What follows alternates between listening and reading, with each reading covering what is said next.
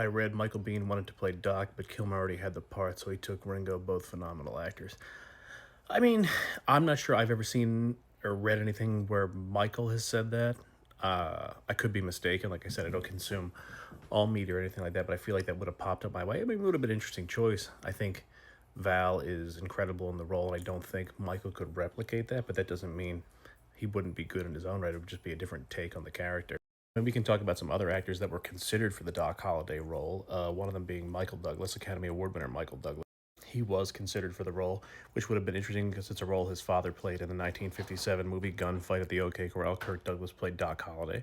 Jeremy Irons was also considered for the role, Academy Award winner Jeremy Irons. I don't think that would have worked.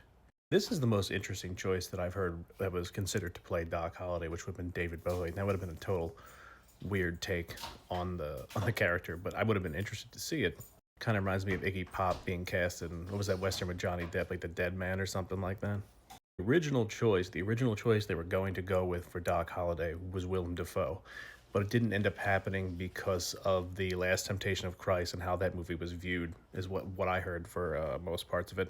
And one of the original choices for Johnny Ringo before it became Michael Bihn's role was the great Mickey Rourke, who in the 90s looked like this, and he don't look like that anymore, but Mickey's a badass. That would have been, I love how Michael played the part, but to see Mickey in this role would have been very interesting in my opinion. But I'll look to see if I ever read anything about Michael wanting the part. I mean, I'm assuming a bunch of people wanted it. It's just who was right for the part, and I don't think any of them could have done what Val did. And opposite that, in Kevin Costner's Wyatt Earp movie, Dennis Quaid's one of the best parts of that movie, and he also plays Doc Holliday in a different vein.